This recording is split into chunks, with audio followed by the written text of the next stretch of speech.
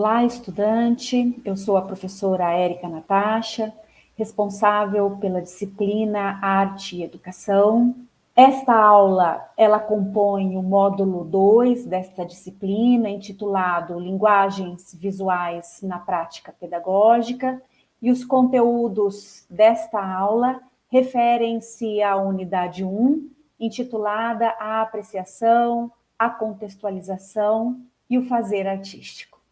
A aula iniciará com a discussão de aspectos da legislação e da história do ensino da arte no Brasil.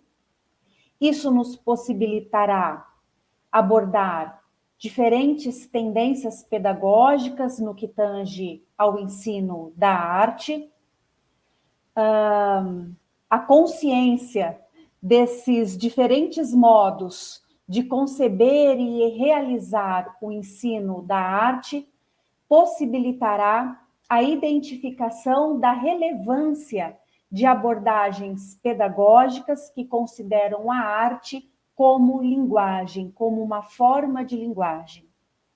A aula será finalizada com a apresentação da abordagem triangular de Ana May Barbosa, a importância, dessa abordagem triangular para o trabalho com as linguagens artísticas nas escolas e nos espaços de educação social. No Brasil, atualmente, nós temos leis e documentos que abordam a responsabilidade do poder público de promover o acesso dos cidadãos à arte e à cultura, seja nas escolas ou nos espaços de educação social. A arte, atualmente, pela nossa legislação brasileira, pelos documentos oficiais brasileiros, ela se constitui como um direito que deve, não é nem precisa, que deve ser democratizado, e as instituições, em especial as escolas, têm responsabilidade na democratização da arte como um direito e como um campo do conhecimento. Nós temos, por exemplo, a Constituição Federal do Brasil, de 1988, que explicita que é dever do Estado e dos poderes públicos garantir o acesso a todas as pessoas aos bens de cultura. Então, esse é uma afirmativa, é um direito que já é preconizado pela nossa Constituição Federal Brasileira. Quando a Constituição diz que os poderes públicos devem garantir o acesso aos bens de cultura, nós podemos pensar que a escola é uma instituição pública e os poderes públicos precisam fazer com que as suas instituições públicas, a exemplo da escola, especialmente a escola pública, então, a escola precisa ser um local, de acesso aos bens de cultura. Nós temos uma outra legislação, uma outra lei, que é o Estatuto da Criança e do Adolescente, de 1990, que vai explicitar, e aí de modo bem pontual, bem definido, bem voltado para a escola. Então, o ECA, o Estatuto da Criança e do Adolescente, vai afirmar, vai explicitar que a escola é um meio para assegurar o desenvolvimento cultural e a liberdade de criação das crianças e dos adolescentes, isto é, daquele público que tem até 18 anos de idade. Então, Constituição vai dizer, olha, os poderes públicos e as instituições públicas, dentro dessas instituições, a escola, precisam garantir o acesso dos cidadãos das suas comunidades aos bens de cultura, à arte. O Estatuto da Criança e do Adolescente, de modo mais específico, vai dizer que a escola é meio fundamental para assegurar o desenvolvimento cultural das crianças e dos adolescentes, bem como a liberdade de criação. Nós temos também a Lei de Diretrizes e Bases da Educação Brasileira, de 1996, que vai determinar que o ensino da arte é um componente curricular obrigatório de toda a educação básica. Isto é, a arte, ela é obrigatória nas creches, nas pré-escolas, né, compondo a educação infantil. A arte também é obrigatória nos anos iniciais do ensino fundamental, aí pensamos do 1º ao 5º ano, nos anos finais do ensino fundamental, do 6º ao 9º ano, e também no ensino médio.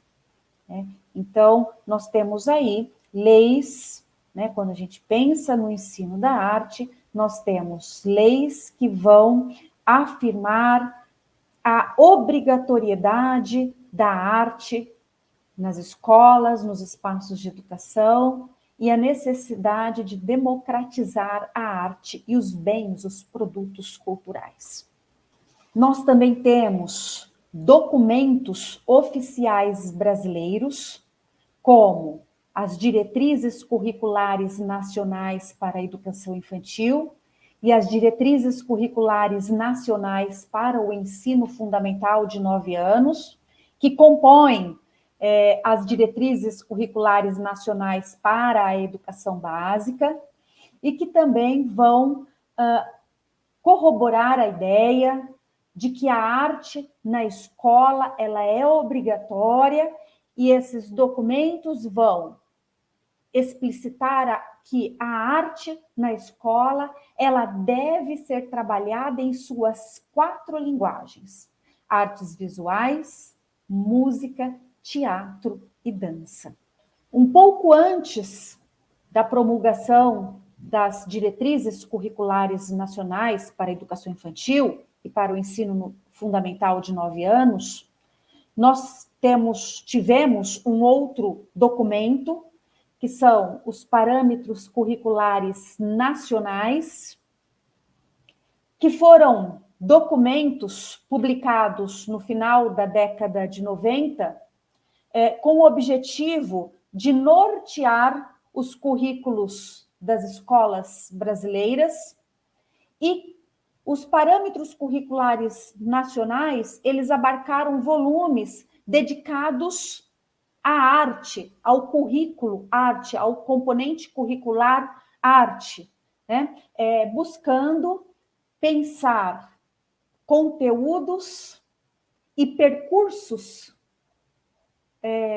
de aprendizagem capazes de compor o currículo de todas as escolas brasileiras. Então, os parâmetros curriculares nacionais de arte também vão analisar e propor encaminhamentos para o ensino e para a aprendizagem de artes no ensino fundamental. A legislação brasileira, nós podemos afirmar que ela, desde o período da Constituinte, desde o final da década de 1980, e mais especificamente com a Constituição Federal em 1988, nesse período, de lá para cá, nós podemos dizer que a legislação brasileira ela tem avançado quanto à obrigatoriedade da arte nos currículos escolares. É um avanço da nossa legislação, porque nós veremos logo mais que nem sempre foi assim. Nem sempre a arte ela foi reconhecida como um campo de conhecimento importante para a formação e para o desenvolvimento humano, e nem sempre a arte foi reconhecida, foi postulada como um componente curricular obrigatório nos currículos das escolas brasileiras, né? Por meio de legislações ou por meio de documentos oficiais. Nem sempre foi assim. Então, do período da Constituinte, mais especificamente com a promulgação da nossa Constituição Federal de 88, de lá para cá, nós temos avanços, né, quanto à obrigatoriedade da arte nos currículos escolares. Temos outros avanços também no que tange a consideração da arte enquanto campo de conhecimento e enquanto linguagem necessária, imprescindível para a formação humana.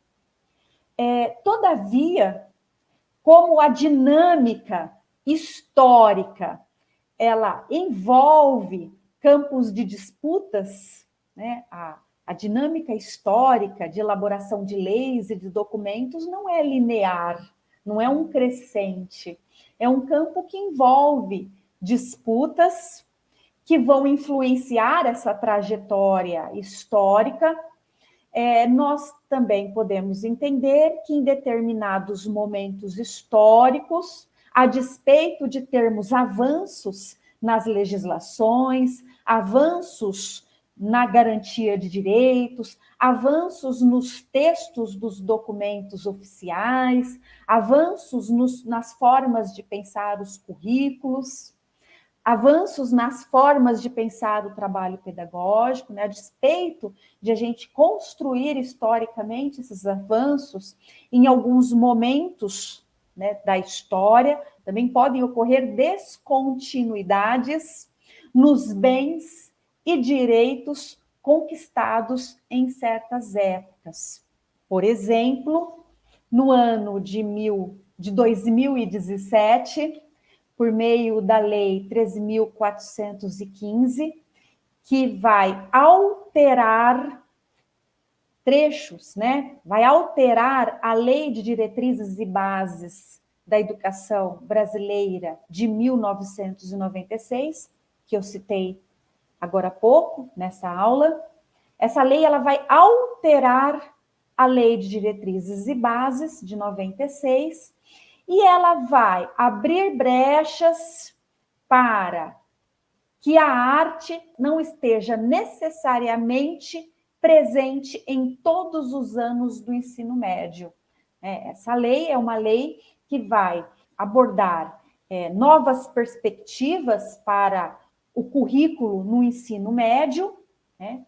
E a arte, os componentes curriculares do ensino médio vão ser pensados de modo diferente, e a arte que, na lei de Diretrizes e Bases de 96, em seu texto original, a arte que ela era estabelecida como campo curricular obrigatório em toda a educação básica, a partir desta lei, desta alteração na LDB, a arte, no que tange ao ensino médio, ela se torna um componente curricular que não precisa necessariamente estar presente em todos os anos do ensino médio, porque agora no ensino médio passa-se a ter disciplinas eletivas, disciplinas opcionais,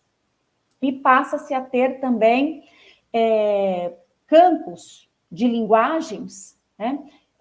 E que alguns componentes são obrigatórios nos 3 anos do ensino médio e alguns componentes curriculares não são mais obrigatórios nos 3 anos do ensino médio. Podem, por exemplo, a arte, por exemplo, pode ser pensada a partir dessa brecha na lei, ela pode ser pensada como obrigatória, por exemplo, no 1º ano do ensino médio, mas não no 2º e no 3º, né? Então, muitos textos, muitos artigos, muitos estudos, muitas pesquisas vêm indicando que essa alteração ela pode indicar um retrocesso nos ganhos que a gente vinha tendo na legislação no que tange à obrigatoriedade da arte nas escolas. Um outro documento oficial que nós temos e que é importante mencionar é a Base Nacional Comum Curricular, a BNCC, que é um documento normativo que define as aprendizagens essenciais que todos os estudantes devem desenvolver ou precisam se apropriar ao longo das etapas e modalidades da educação básica. Então, a BNCC é um documento que vai pautar o currículo das escolas brasileiras. E nós também, atualmente, temos estudos, artigos, literaturas no campo da educação, que vão, por um lado, tecer considerações críticas acerca do modo como a BNCC foi composta, foi elaborada. Precisaria ter, por exemplo, mais participação popular, mais parcerias com setores públicos, universidades públicas e outros setores públicos da sociedade brasileira. E, por outro lado, também nós temos estudos, literaturas que vão indicar aspectos positivos e aspectos que precisam ser pensados criticamente no que tange à própria estrutura curricular apresentada na BNCC. No que diz respeito à arte como um campo do conhecimento, como um componente curricular, há textos, nós temos estudos, artigos que vão dizer que a BNCC positivamente mantém a ideia da arte como um conteúdo obrigatório nas escolas. Ela mantém essa ideia.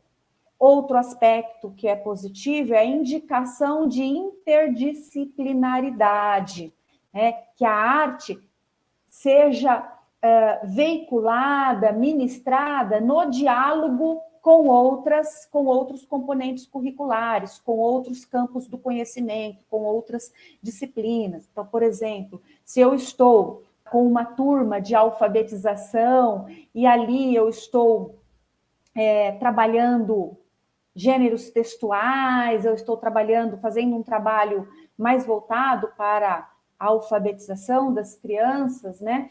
Eu posso também trazer a arte de maneira interdisciplinar. Se eu estou trabalhando conteúdos relacionados à natureza,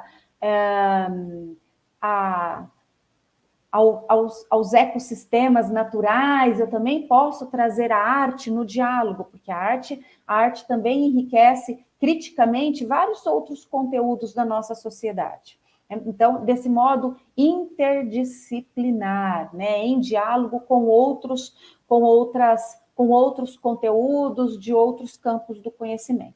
Então, esses são aspectos positivos.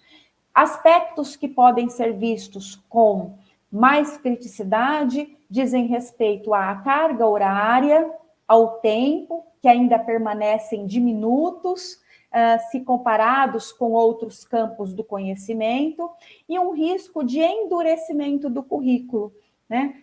A BNCC ela não dá conta da diversidade brasileira, né? Da diversidade de manifestações culturais brasileiras. Então, há muita indicação de que esse documento ele seja estudado, refletido, pensado, inclusive criticamente, para que os professores in loco nas suas escolas, ou os educadores sociais também in loco nos seus espaços de atuação, pensem as suas comunidades, pensem as necessidades e teçam currículos autorais genuínos, abarcando a arte e os conhecimentos relativos às 4 linguagens da arte. Podemos dizer que, atualmente, ainda prevalece a ideia de que a legislação brasileira, ela carrega avanços no que tange a defesa da obrigatoriedade da arte nos currículos escolares.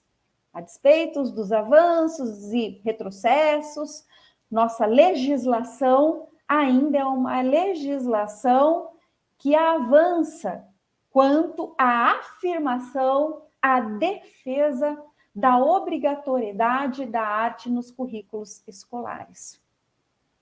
Todavia, é preciso que estejamos atentos e que os retrocessos sejam pensados e debatidos continuamente.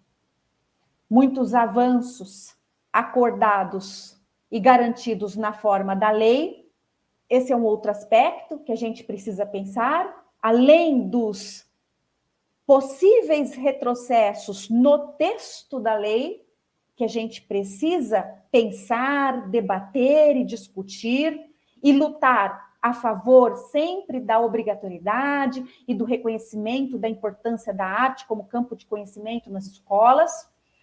Um outro aspecto que a gente precisa pensar é que muitos avanços acordados e garantidos na forma da lei, nas legislações e nos documentos oficiais, ainda não chegam às salas de aula, não chegam às escolas e nem nos espaços de educação social, né, naqueles espaços educativos para além dos muros da escola. Seja por falta de recursos financeiros, por falta de formação, por ausência de fiscalização ou por ausência de políticas públicas para apoiar o que consta nas legislações. Érica, mas o que seriam avanços acordados e que não são garantidos? Por exemplo, às vezes nós podemos ter escolas que não trabalham a arte de forma obrigatória, como um currículo, como um componente curricular obrigatório. Ou a carga horária da arte não está sendo plenamente atendida.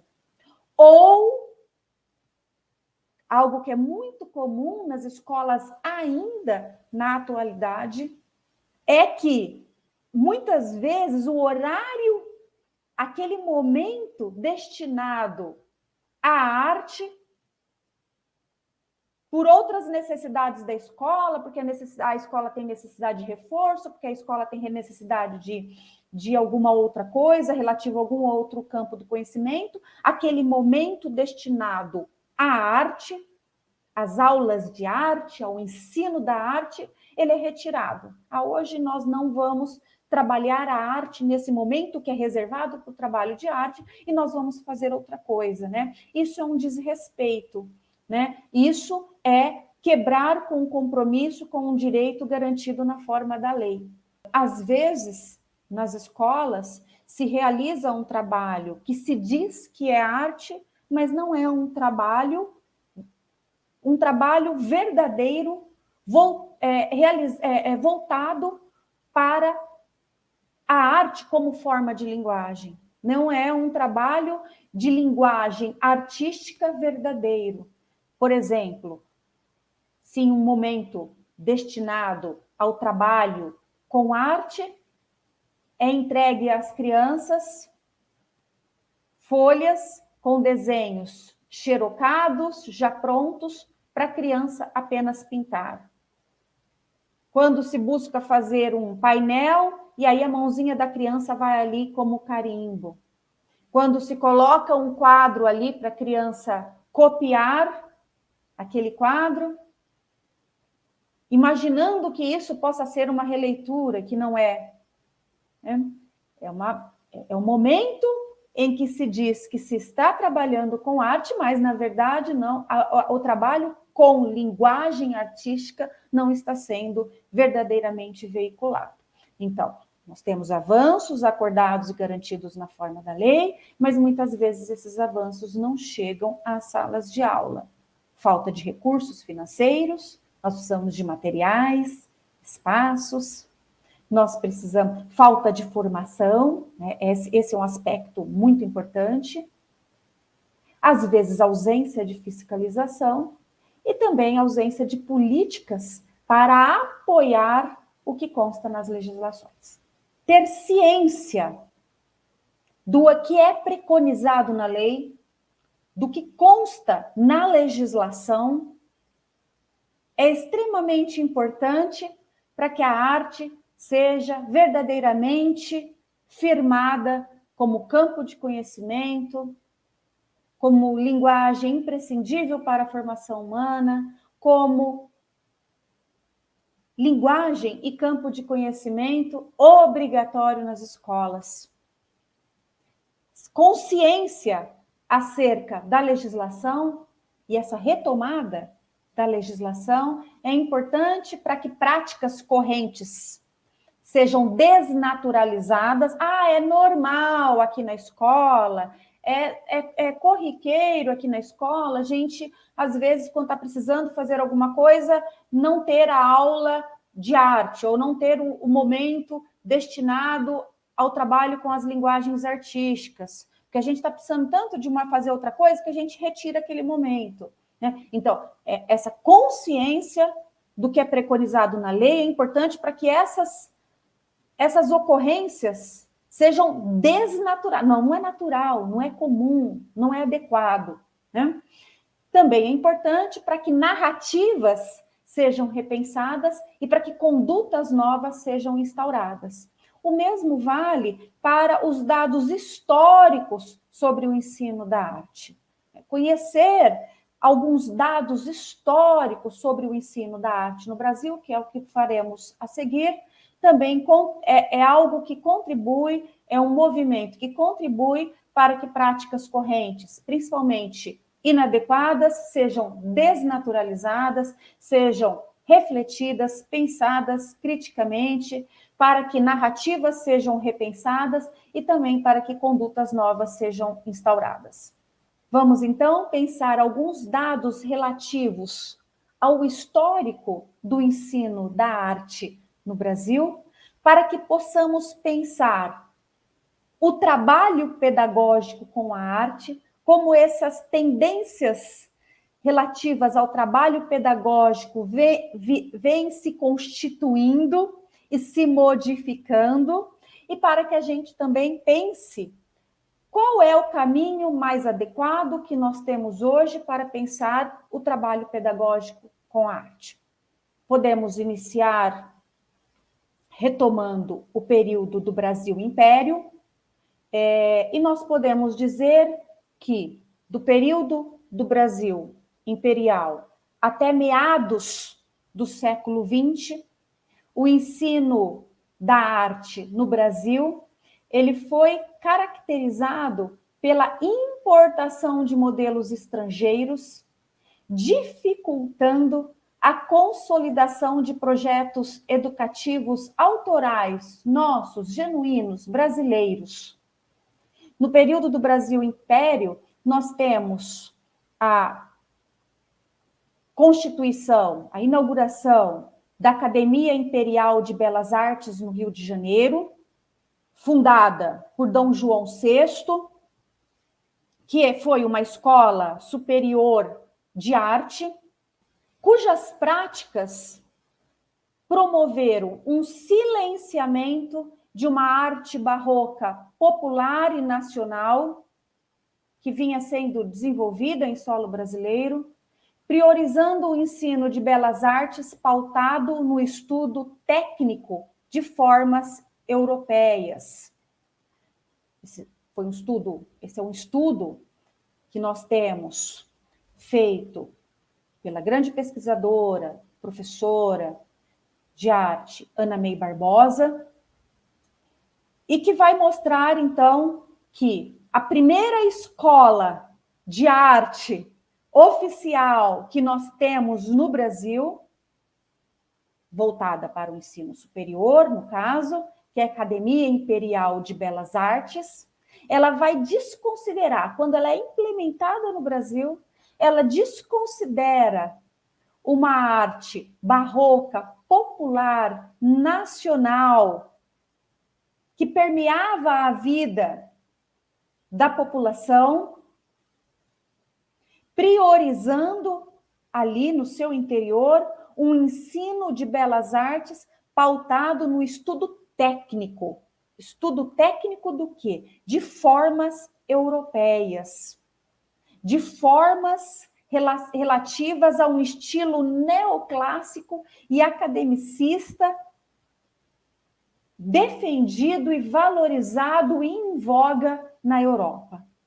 Então, uma arte barroca, popular, com métodos diversos, com traços também que remetiam a uma visualidade diversa e mais brasileiro, trazendo a coloração brasileira, uma pele negra, cabelos crespos, mais ondulados, lábios mais carnudos, um corpo também que não era aquele corpo magro e comprido, europeu, com formas mais arredondadas, mais características do povo brasileiro. Essa arte, ela é silenciada em prol de um ensino de técnicas europeias. Um ensino que valorizava também uma estética europeia. A arte, nesse período, que estava incorporada à vida da população, com os mestres e com as suas oficinas situados ali na comunidade, essa arte barroca, que não se dissociava da vida, que não se separava da vida, ela é silenciada, e uma outra ideia de arte é colocada. E essa outra ideia de arte, como técnica academicista, ela passa a ser vista pela população como um fazer supérfluo, sem sentido, praticado por ricos, que desconsidera as necessidades cotidianas de subsistência de trabalho.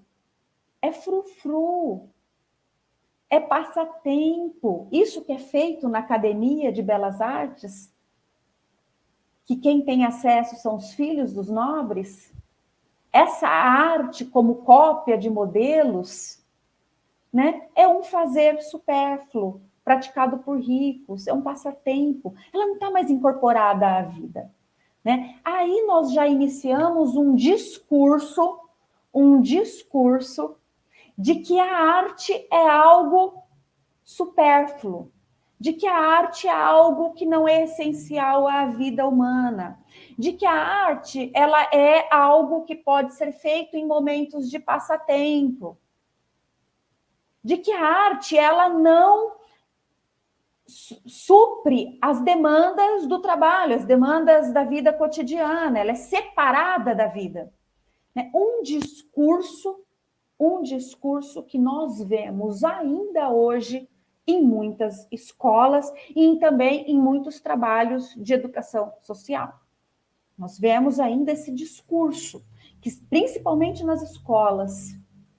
Por isso que esse histórico é importante de ser retomado, e é importante de a gente ter consciência de como esse ensino da arte ele foi se constituindo, para que a gente teça pensamentos críticos acerca desse processo e para que essas narrativas sejam revistas, sejam modificadas.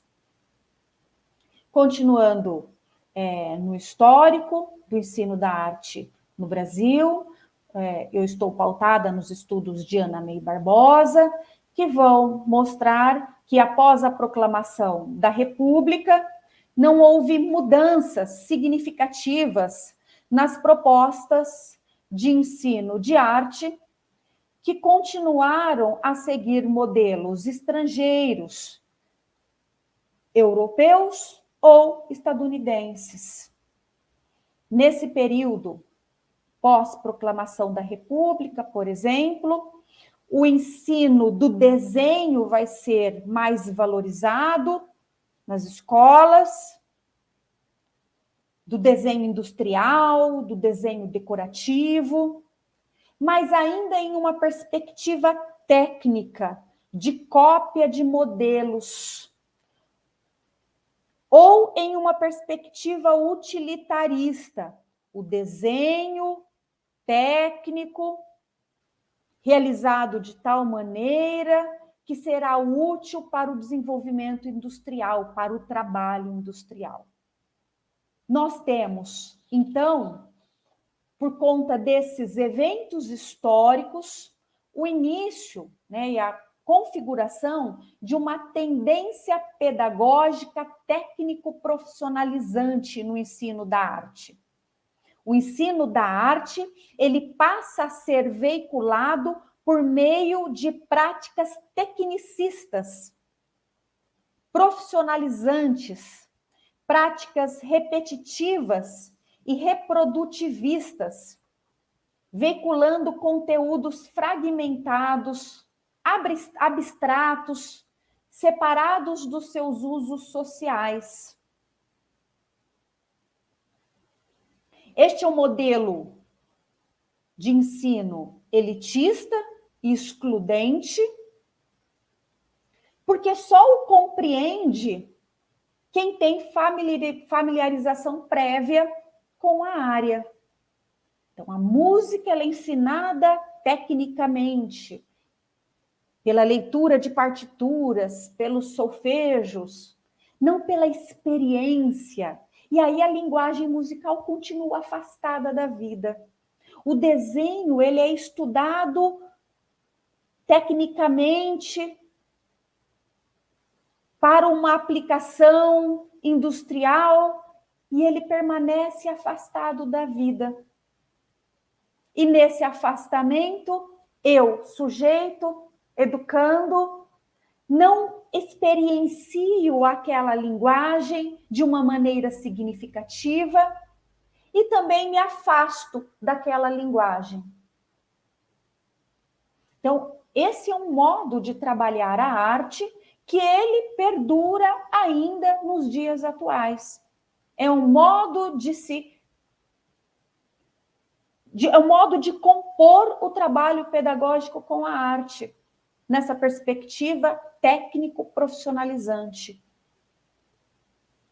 É quando eu trago para as crianças uma técnica. Desenho com vela derretida. Eu estou ali preocupada com a técnica. Eu não estou trabalhando a arte visual, as artes visuais, o desenho como uma linguagem. Eu estou apenas praticando de modo descontextualizado uma técnica. Esse é um modelo que advém desse nosso histórico. Bom, com a eclosão do movimento Escola Nova, a partir da década de 1930, nós tivemos, historicamente, tentativas de revalorização da arte nas escolas, no âmbito de algumas reformas educacionais. Nós podemos citar como positivas as iniciativas de Mário de Andrade, que ele vai criar ateliês para as crianças nos parques infantis, instituições para receber crianças no contraturno da escola,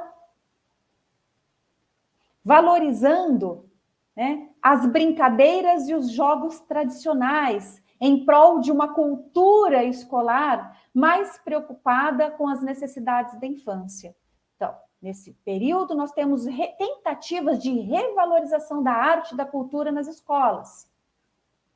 por meio de algumas reformas educacionais. Mas esse outro modo de pensar a arte, para além dessa perspectiva técnico-profissionalizante, de uma forma mais significativa, mais incorporada à vida, não era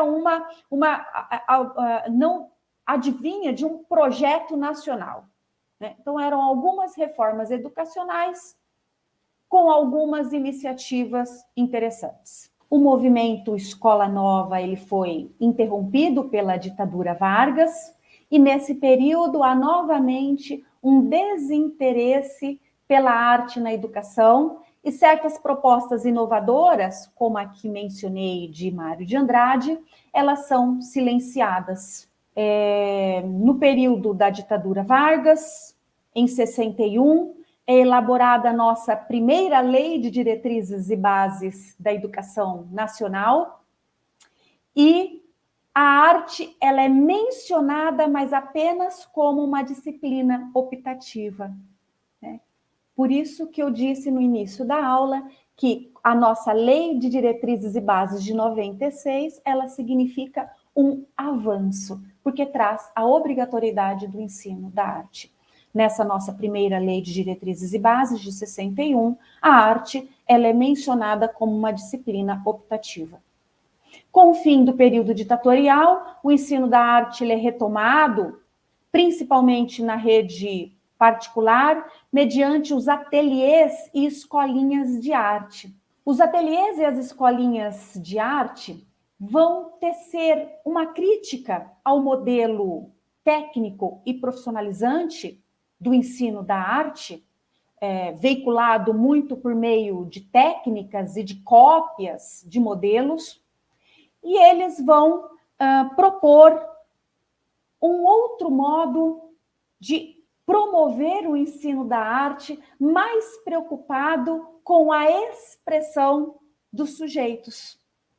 E aí buscou-se o despertar de uma manifestação artística livre, sem interferência do adulto, e aí também, né, indo para o outro oposto, desprezando o conhecimento da historicidade dos fazeres e das produções artístico-culturais, bem como desprezando a historicidade do uso consciente dos princípios de organização da arte. Então, nós temos aí a eclosão de uma segunda tendência no ensino da arte, de bases psicológicas e espontaneístas. Imaginou-se que o ser humano, se deixado livre, iria imaginar e criar intuitivamente, automaticamente, naturalmente. Eu tiro a cópia, eu tiro o exercício mecânico, eu tiro aquele caráter técnico sem sentido e eu coloco no lugar a liberdade total. E aí nós podemos pensar também criticamente essa segunda tendência no ensino da arte, de bases psicológicas e espontaneístas, porque atualmente entende-se que uma manifestação livre, ela não existe, né? O ser humano não cria do nada, o ser humano não imagina do nada. A imaginação, ela precisa, para a pessoa imaginar, ela precisa de repertório mental. A imaginação, ela é mobilização dessas imagens, desses repertórios que estão na cabeça da pessoa. Ela vai mobilizando esse repertório e criando outras imagens, outras ideias, outras significações. Então, uma primeira tendência no ensino da arte, ela é técnica, ela é voltada para a cópia, ela é mecânica, afastada da vida. E uma segunda tendência no ensino da arte, ela preconiza a liberdade total. Ela também está presente atualmente nas escolas, quando o professor, por exemplo, pede para as crianças um desenho livre. Mas o que é que eu vou desenhar se eu não vi nada, se eu não falei sobre, se eu não tive acesso às produções para que eu tenha ideias? É a mesma coisa quando um professor de língua portuguesa pede para os educandos uma redação livre.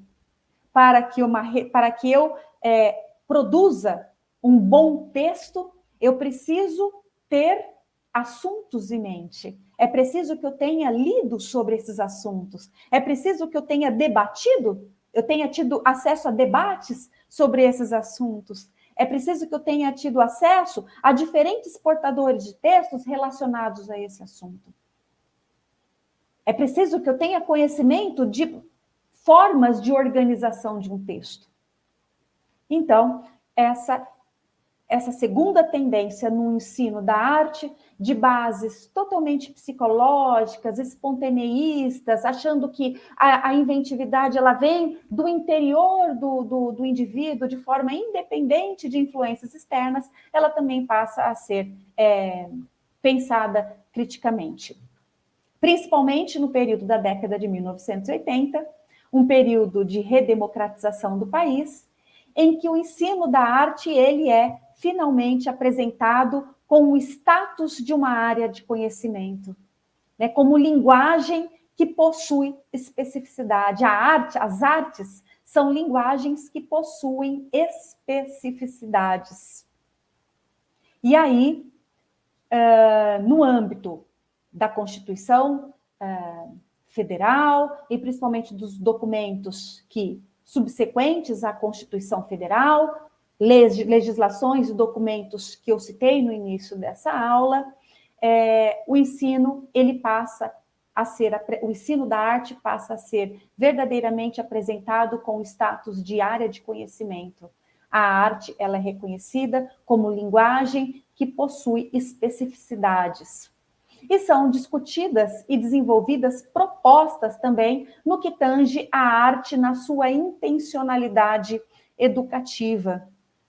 E aí podemos citar a proposta de Ana May Barbosa, que vai elaborar a abordagem triangular para o ensino das artes visuais.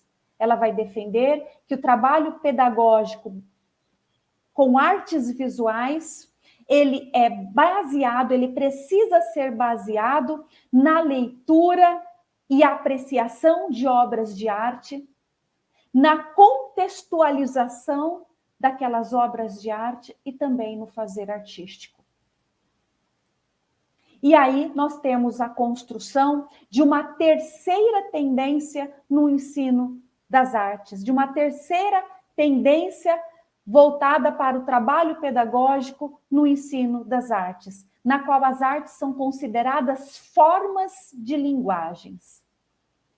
Defende-se, nessa terceira tendência, que os educandos constroem conhecimentos participando dos sistemas linguísticos artísticos mediados por pessoas mais experientes.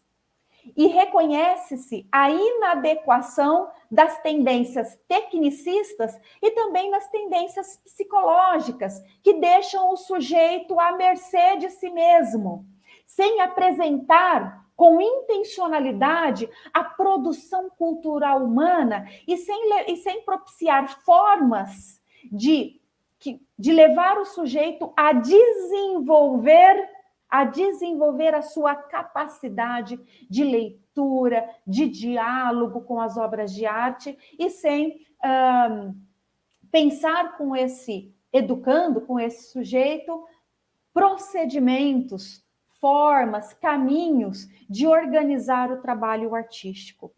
Quando as artes visuais, né, no caso específico dos estudos de Ana May Barbosa, mas aqui a gente pode pensar as artes de modo geral, são pensadas como formas de linguagem, é importante o contato do educando com as produções artísticas. Esse educando, as produções artísticas são apresentadas de modo a fazer sentido e significado para aquele educando. Aquele educando, ele é ensinado a ler, a dialogar com as obras artísticas. Esse educando, ele também passa a ter conhecimento do contexto em que as obras foram produzidas, para que aquelas obras façam sentido para o estudante. Quais são as histórias dos artistas? O que move o interesse dos artistas? E tendo se apropriado dessas visualidades, cores, formas, traços, disposições espaciais, portadores, materiais, instrumentos, tendo conversado, falado, pensado criticamente esses fazeres, o educando tem material para elaborar, então, as suas criações e participar mais ativamente do processo do fazer artístico. No trabalho com artes visuais, na via da abordagem triangular, são muito importantes esses 3 momentos do trabalho pedagógico com a arte. Um momento que é denominado como leitura e apreciação, que é ver, avaliar, interpretar a obra ou as obras, analisando os elementos objetivos que compõem essa obra, se tem figuração, se não tem, se é uma obra abstrata, quais são as cores, quais são os tratos, sombreamentos, uso do espaço, fundo, primeiro plano, segundo plano. Então, olhar, ler, se atentar para os elementos objetivos e suas relações, realizando também ligações entre os aspectos objetivos da obra e as minhas memórias subjetivas. É importante também um outro movimento que é o de contextualização. Conhecimento do contexto histórico em que as obras ou a obra foi produzida. Conhecimento do contexto político e sociocultural que envolve a obra e o seu criador. Em que momento histórico essa obra foi produzida? Quem é o artista? Quais eram os diálogos do artista com o seu meio, com a sociedade? Quais eram as suas lutas, os seus protestos? Conhecimento dos motivos que impulsionaram o artista e que caracterizam aquela produção artística.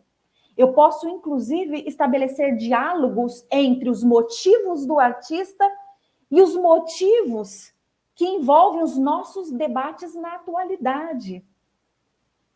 Essa obra, esse modo de compor, essa visualidade, hoje em dia, como que eu a penso? Eu a pensaria de um modo diferente, com mais criticidade? Que outros elementos eu traria? O que eu modificaria? Eu concordo com os motivos do artista, eu concordo em partes com esses motivos. Que outras críticas acerca desse tema, que outros pensamentos, que outras reflexões eu traria para a composição da minha obra? Que outras experimentações eu traria? Contextualização. E um outro momento importante do trabalho com artes, nessa perspectiva de arte como uma forma de linguagem, é o próprio fazer artístico, que são as produções envolvendo a mobilização de saberes, a imaginação e a criação. Na criação, a criação, né, ela é autoral. E aí a gente precisa lembrar que, muitas vezes, o fazer artístico na escola, ele é colocado apenas como releitura. Eu conheci a obra de um artista, conheci um artista em seu tempo, e agora vamos fazer a releitura. E Ana May Barbosa nos lembra que releitura não é cópia, não é fazer da mesma forma. Se eu quero trabalhar com a releitura, que é uma das possibilidades, eu tenho que lembrar que a releitura é uma nova leitura. É ler de um outro modo, de um modo diferente. Qual que é o diálogo que eu, Érica, faço ou com aquele tema, e aí eu vou construir aquele tema de um outro modo, na minha obra? Ou qual é o diálogo que eu, Érica, faço com as cores, com a disposição, com os traços, com o personagem, com figuras daquela obra, e como eu trago esses elementos para a minha obra de um modo genuíno, de um modo autoral, lendo-os novamente. Esse tripé que compõe a abordagem triangular, né, e que compõe também essa tendência pedagógica no trabalho com artes visuais, no trabalho com artes que vai considerar a arte como linguagem, esse tripé composto pela leitura e apreciação de obras artísticas, composto pela contextualização e pelo fazer artístico, ele não tem uma ordem. Mas é importante que esses 3 momentos estejam presentes. Trabalhando a arte dessa maneira, como forma de linguagem que precisa ser incorporada à vida, como campo de conhecimento, e que, portanto, é preciso levar os sujeitos, os estudantes, a desenvolverem a habilidade, a capacidade de conversar, de dialogar, de observar, de perceber, de contextualizar e de produzir. Nesse movimento, com essa intencionalidade, nós nos afastamos de tendências relativas ao trabalho com arte, que atualmente considera-se inadequadas, que são as tendências tecnicistas e de bases psicológicas e, portanto, sem ajuda ao educando, que deixam o educando à mercê, numa prática totalmente livre, laissez-faire. Essa, então, finalizamos esta aula, reiterando a importância de se conhecer a legislação, de ficarmos atentos aos avanços e retrocessos na legislação, no que tange ao ensino da arte, pensarmos os fatos históricos e como esses fatos históricos, eles reverberam ainda nos discursos na escola atualmente, e é importante prestarmos atenção para como o trabalho pedagógico está sendo organizado nas escolas.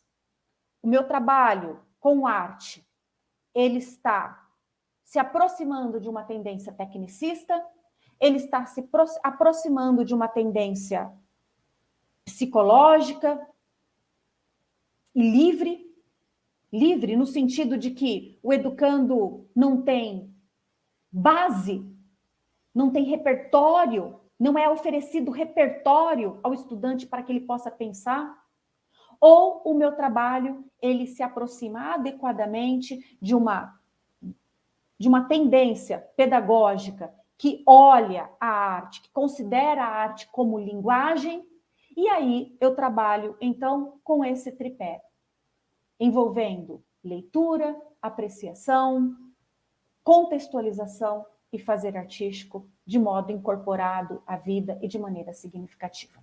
Essas são referências da aula, que também constam no cronograma e no plano de ensino da disciplina. Desejo a você, estudante, bons estudos e muito comprometimento.